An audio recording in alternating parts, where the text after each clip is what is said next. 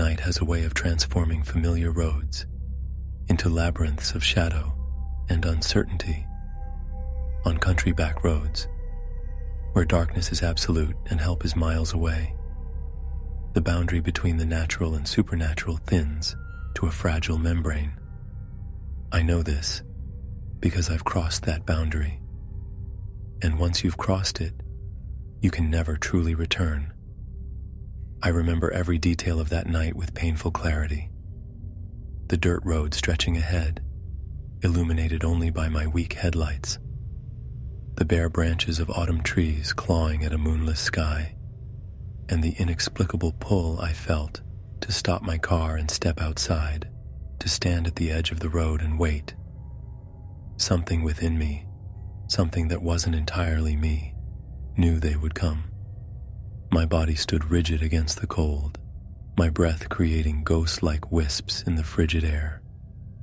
I couldn't feel my fingertips anymore, but I remained motionless, staring straight ahead. Inside, I screamed for control that wouldn't come. Whatever had hijacked my body had patience I couldn't comprehend. The distant glow of headlights appeared around the bend, and I felt a sick anticipation building in my chest. My heartbeat quickened, but my body remained stone still. The car approached, an older sedan driven by two women. Their faces showed concern as they slowed beside me.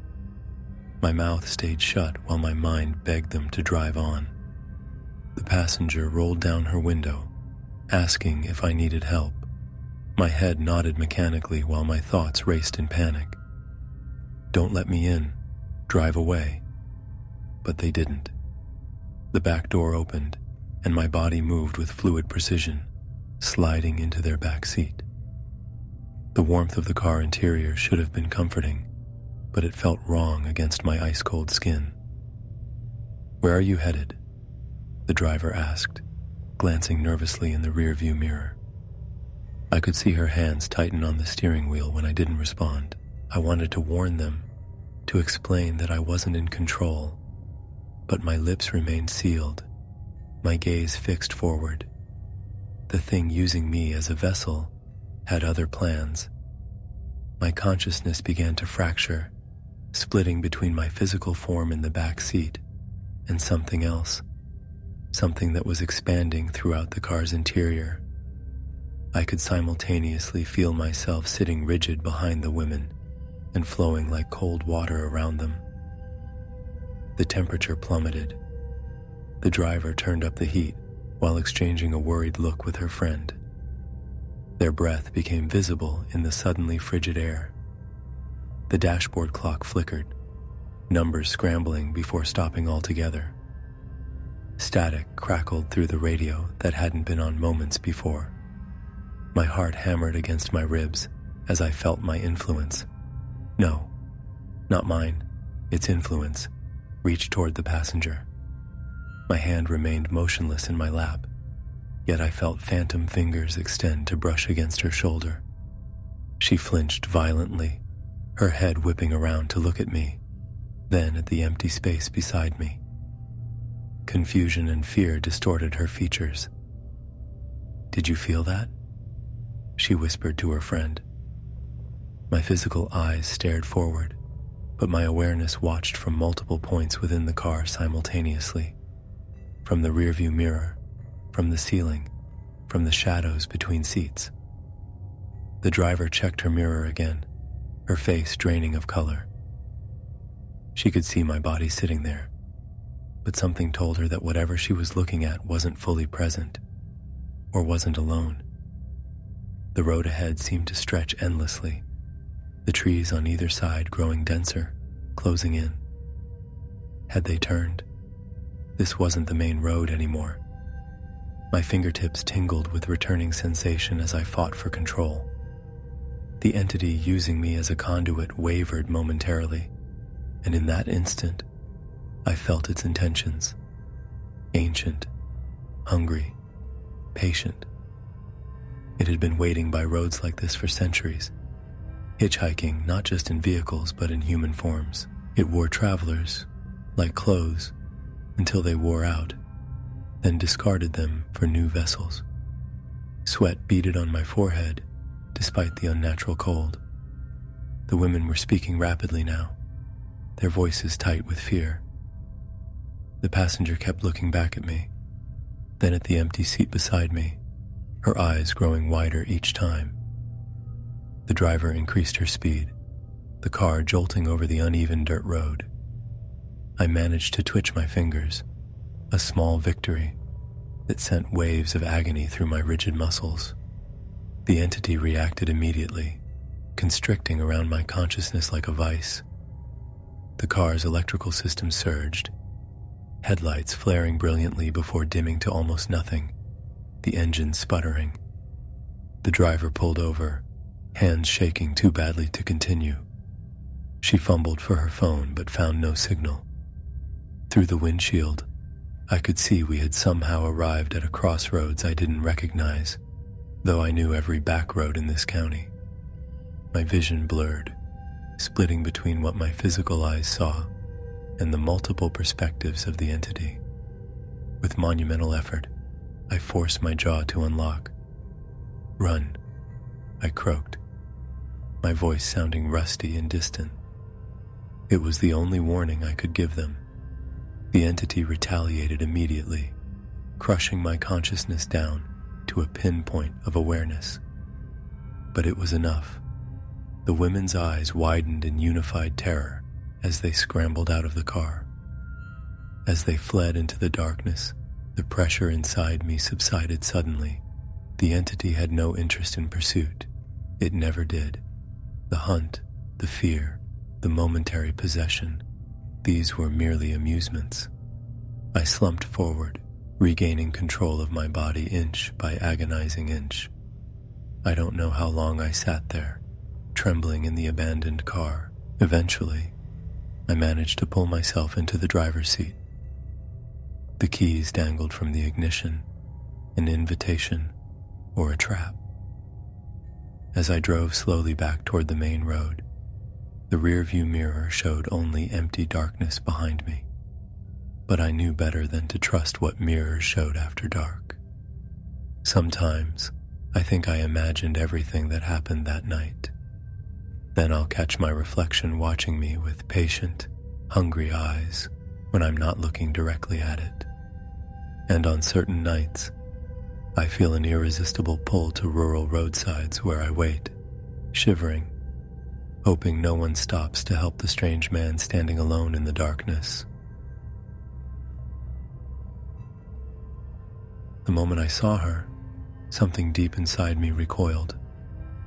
Eyes of polished glass that didn't quite reflect light properly. A smile painted with too much precision, its curve unnatural in ways I couldn't articulate. Yet I found myself handing over cash to the weathered vendor, ignoring the tremor in his fingers as he wrapped her in yellowed newspaper. Some collectors chase history, others beauty.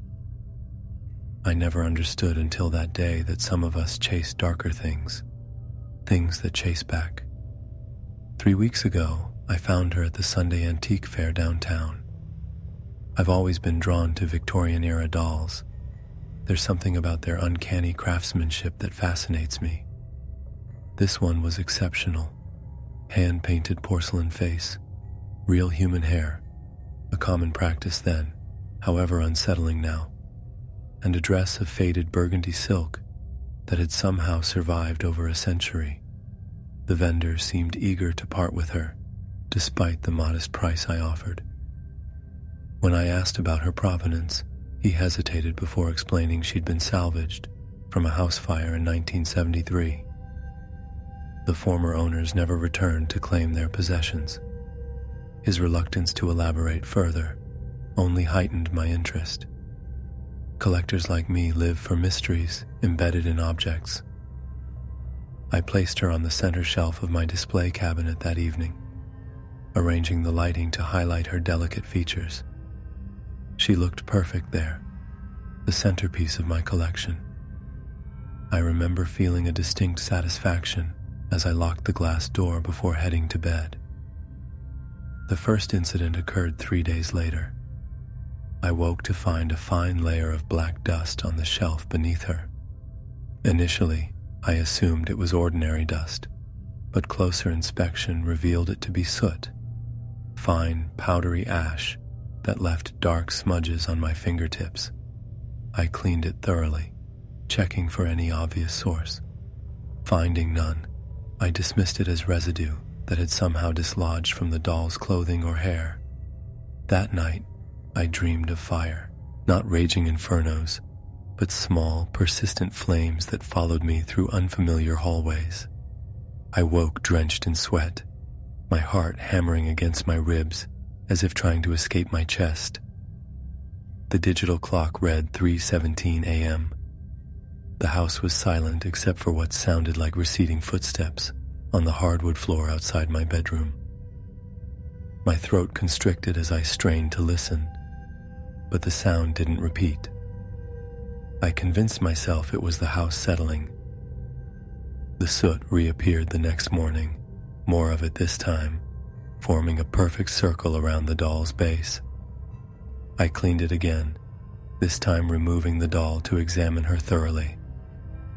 Nothing about her appeared changed, yet something felt different.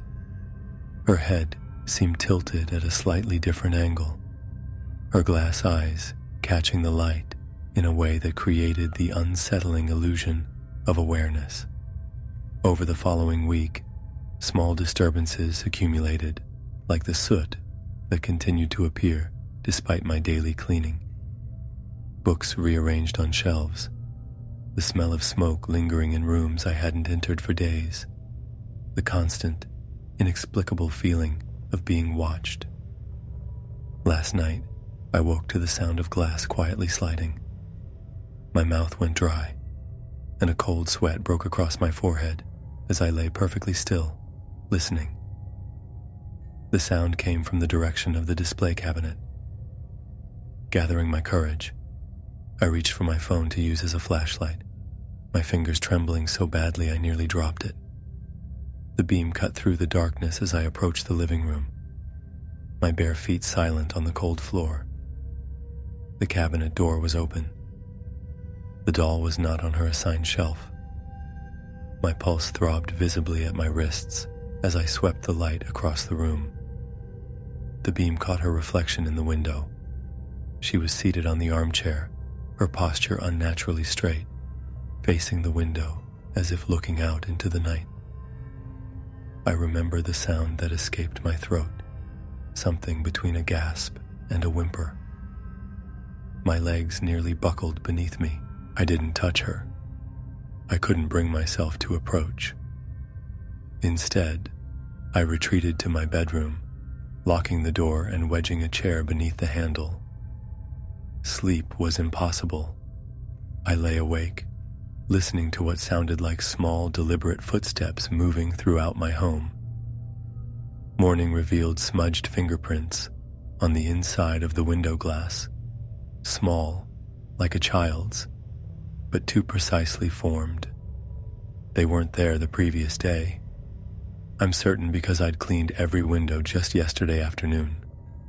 What disturbed me most was their positioning. High up, as if someone had stood on the chair to press their hands against the glass, looking outward. I finally worked up the nerve to contact the vendor from the fair. His reaction upon hearing my description confirmed my worst fears. The phone connection crackled as he explained in a hushed tone that the fire that had claimed the original house wasn't an accident. The authorities had ruled it arson. Through the static, I discerned something about a family tragedy and a lone survivor, but he abruptly ended the call when I pressed for details. Last night was the worst. The temperature in my bedroom plummeted around midnight. My breath fogged in the air as I huddled beneath blankets, watching the doorknob slowly turn back and forth. The lock held, but sleep was impossible as soft scratching sounds traced patterns on the wood. By morning, I discovered ash-black fingerprints on every framed photograph in my home. Each image now featured a dark smudge obscuring my face. I've packed a bag. I'm leaving this house within the hour. The doll sits watching me from the coffee table where I didn't place her. She's been inching closer each time I look away. I've decided to take her with me, not out of attachment, but because I'm certain whatever followed her from that burned house would simply follow me if I left her behind. Her glass eyes track my movements across the room. I feel the weight of decades of witnessing in her gaze. There's an intelligence behind that painted smile that wasn't crafted by human hands. I understand now what she is, not the cause of the haunting, but a vessel, a witness carved into permanent remembrance. And witnesses, by their nature, demand justice. I just don't know yet what judgment she seeks from me. Darkness has a way of transforming the familiar into the foreign, of bending reality until it breaks. In the shadows of ancient walls, time doesn't flow. It pools, collects, and sometimes overflows. I should have recognized the warning signs the moment we stepped into that castle, should have felt how wrong the air tasted. But excitement blinds, and the promise of a weekend getaway with friends in a renovated 16th century castle was too enticing to question. By the time I understood what dwelled within those stone walls, it was already reaching for us through a silvered gateway that should have shown only reflections. The rental listing had described Blackmore Castle as a tasteful blend of historic charm and modern comfort. When we arrived Friday afternoon, myself, Marcus, Elaine, and the couple, Jen and David, I initially thought the description accurate. 5 bedrooms with updated bathrooms, a modernized kitchen, and Wi-Fi throughout. Yet beneath the renovations, the castle retained its ancient bones: stone corridors with inadequate lighting, oddly angled hallways that confused the senses, and drafts that carried whispers from nowhere. That first evening passed pleasantly enough. We cooked dinner, opened several bottles of wine, and talked about trivial matters, while the castle settled around us with creaks and sighs that we attributed to old architecture. As midnight approached, exhaustion from the drive convinced us all to retire to our respective rooms. Sleep came quickly, but didn't last. At 2:17 a.m., I awoke to music drifting through my door, a violin playing something delicate yet discordant, a melody that felt incomplete, searching. My first thought was that someone had connected their phone to a speaker, though the quality seemed too authentic, too present. I pulled on a shirt and stepped into the hallway. The corridor stretched in both directions, illuminated only by small wall sconces that created more shadows than light. The music grew slightly louder toward the east wing. As I moved in that direction, my bare feet flinching against the cold stone, a movement caught my attention. A shadow stretching across the wall ahead, cast by an unseen figure. The silhouette showed arms in motion, the distinctive posture of someone playing a violin. I called out to my friends, assuming one of them was playing a prank. My voice echoed, but received no answer except the continuing music. Accelerating my pace, I turned the corner toward where the shadow had been, finding only empty space. The music, however, continued, now seeming to emanate from further down the hallway. I followed the sound through the labyrinthine corridors, my heart rate increasing with each step. Twice more I caught glimpses of the violinist's shadow, but never the source. The melody led me to a part of the castle I hadn't seen during our arrival tour, a narrow corridor ending at a heavy wooden door. The music was clearest here, almost as if the musician stood just beyond that threshold.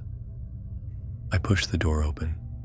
Inside was a perfectly circular room, empty except for a single object, an ornate full-length mirror in a tarnished silver frame, positioned against the far wall.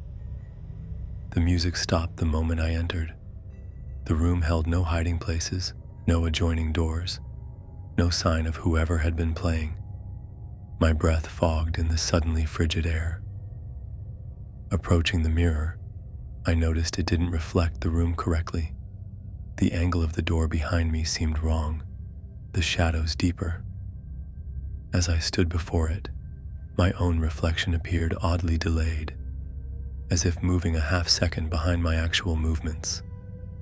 Then, as I watched, a thin layer of frost formed along the mirror's edge.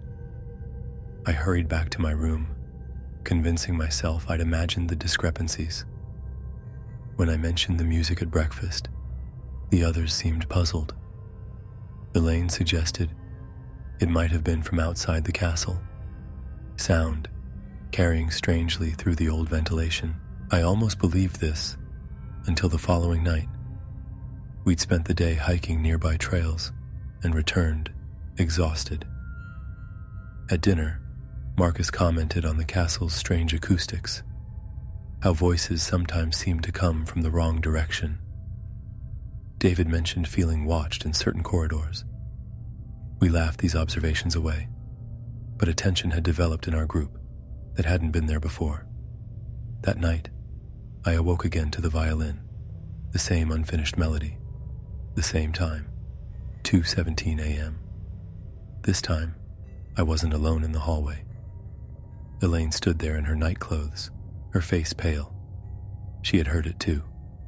Together we followed the music, retracing my path from the previous night.